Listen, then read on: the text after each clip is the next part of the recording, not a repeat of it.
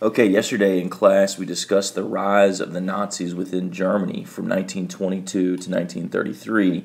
Now we will explain how Hitler and the Nazi Party drove Europe into its Second World War, and this is going to cover events from 1935 through 1942. A quick note, I'm recording this at the dinner table, so you may hear people eating in the background. Hitler had two guiding principles for his actions prior to World War II: race and space. In terms of race, Hitler assumed that the German people, or the Aryan race, were genetically superior to all others.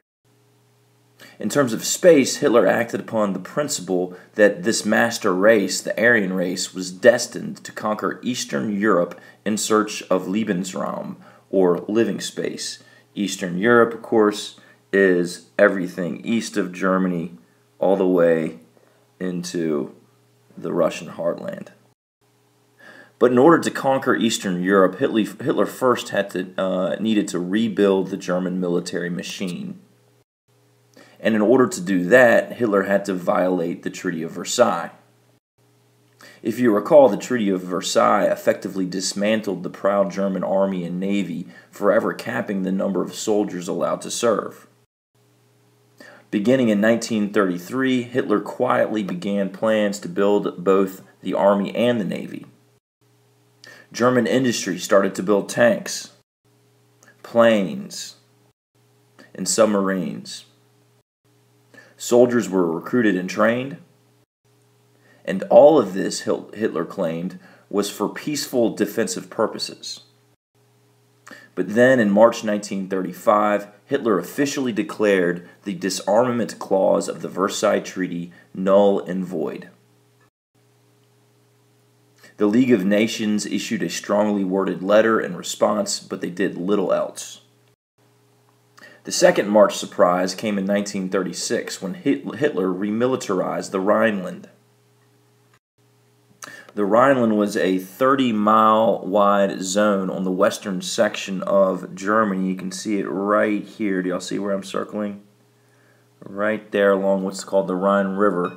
This was one of the most industrialized places on Earth, and it was the source of the revenue for paying reparations to Britain and France. In March 1936, Hitler ordered his generals to seize control of the area, effectively ending reparations payments. The generals did not want to do it. They knew that they were provoking a war with Britain and France, and it was a war that they were ill-prepared to fight. But Hitler's gamble paid off. The Allies, once again, did nothing.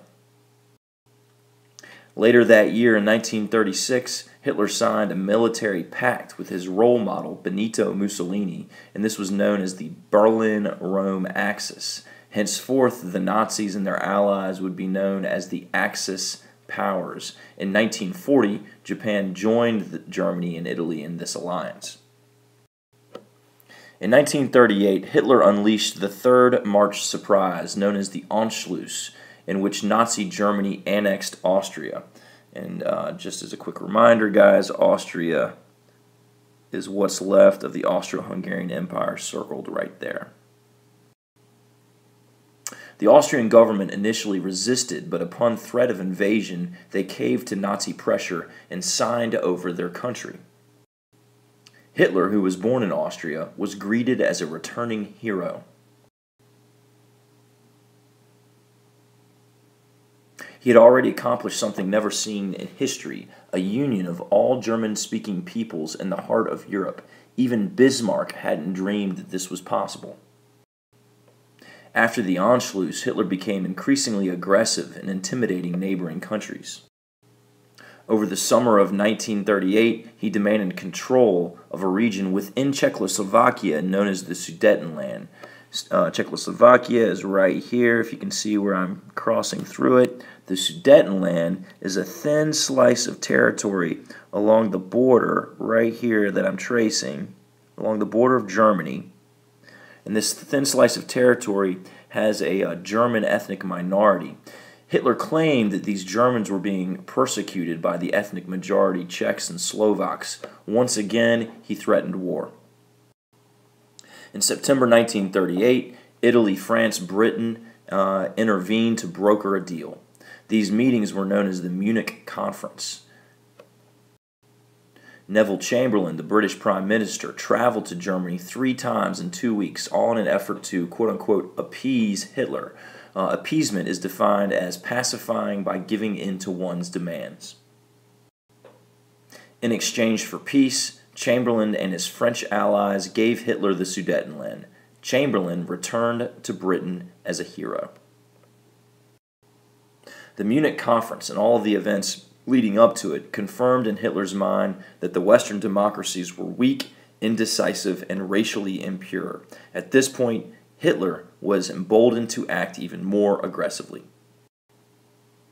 The final March surprise came in 1939 when Hitler, without provocation, invaded and conquered the rest of Czechoslovakia.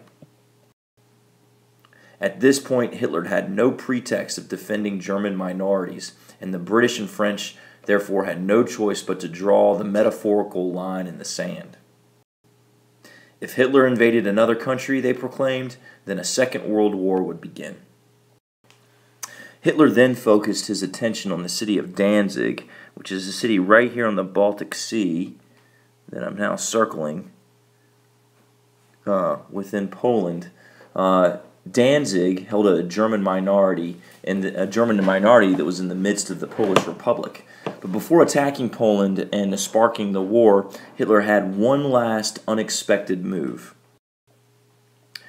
In the summer of 1939, Hitler sent his foreign secretary, Joachim von Ribbentrop, to Moscow, and he sent him there to meet with the Soviet foreign minister, Vyacheslav Molotov, who was the Soviet foreign minister. These two men met in August 1939 to discuss a secret treaty, a Nazi-Soviet pact. Both sides agreed to divide Poland amongst themselves and become important trading partners in the war that would likely ensue. You can see Stalin right here. In terms of Nazi ideology, the treaty did not make much sense. Hitler wrote in Mein Kampf that the Russians, who were Slavic, were not just racially inferior, but were also destined to become the slaves of the German people. Their country was supposed to be colonized by Germans, and communism, according to Hitler, was supposed to be part of a vast Jewish conspiracy that had to be eradicated. But in terms of strategy and politics, the treaty made perfect sense. With the Nazi-Soviet pact, Hitler ensured that he would fight a one-front war with the Western democracies on the Western Front, that I'm drawing a line right there. He would therefore avoid making the same mistake that Kaiser Wilhelm II made in 1914. He also ensured much-needed access to raw materials, grain to feed his army, oil to fuel his tanks and planes, plus iron ore, which was the source of German steel. The stage was set for World War II, which began on September 2nd, 1939, when the German army invaded Poland. 2 days later, France and Britain declared war, but they did little to help save the Polish Republic. The German army used new tactics known as blitzkrieg, and it destroyed the Poles in just 4 weeks. Blitzkrieg means lightning warfare, and it maximized the potential speed of this new technology. Planes followed by divisions of tanks, followed by thousands of infantry riding in trucks, attacked the Poles in narrow columns, and the German attack drove deep into Polish territory. The key to German success was speed and overwhelming power. The Germans repeated the success of the Polish campaign in Denmark, circled here, and then followed that up with an invasion of Norway, circled here, and then invaded Netherlands, right here. In May 1940, the French army prepared for a second invasion through Belgium, just as the Germans had attacked in 1914. But Hitler's armies instead attacked through the Ardennes, right in the heart of France. German forces broke through the French lines, and by July 1940, German soldiers had captured Paris, forcing the French government to surrender. In less than 3 months, Hitler accomplished what the Kaiser failed to do in 4 years. He had conquered Paris. By the end of the summer of 1940, Hitler controlled all of Western Europe. Britain was now alone in its opposition to Nazi Germany. Hitler hoped and even expected the British to admit defeat and sign a peace accord. Besides, in Hitler's mind, the English were part of the greater Saxon race, and they were natural allies of the Germans. But the British had a new prime minister in 1940, Winston Churchill, and Churchill refused to consider peace with the Nazis as an option. So, the war continued, and Hitler, instead of launching an invasion of the British island, decided he could bomb Britain into submission. This 3-month bombing campaign was known as the Battle of Britain.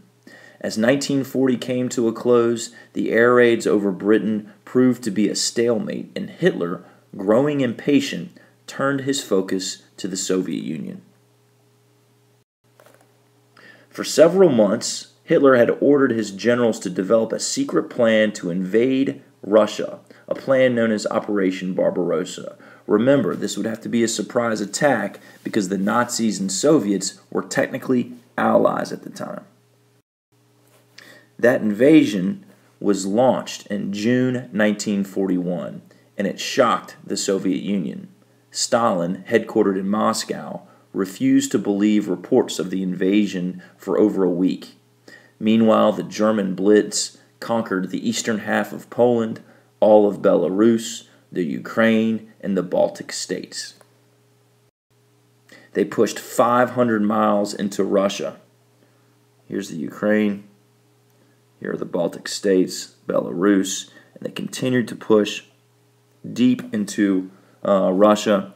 They almost captured Moscow, which is right about here, and also Leningrad, which is there, the two most important cities.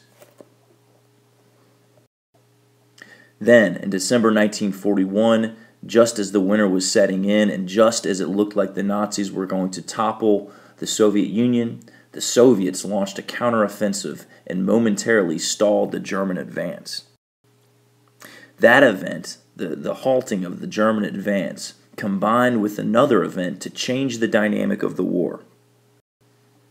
On December 7, 1941, Germany's ally, Japan, attacked the American Navy station at Pearl Harbor, Hawaii.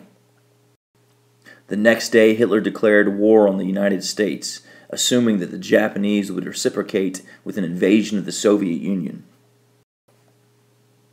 By 1942, Hitler and his allies dominated both Europe and East Asia. The German army had not experienced a major setback the entire war. However, Hitler's two decisions, the first to invade the Soviet Union and the second to declare war on the United States, mobilized two nations who combined had the strength to roll back the Third Reich.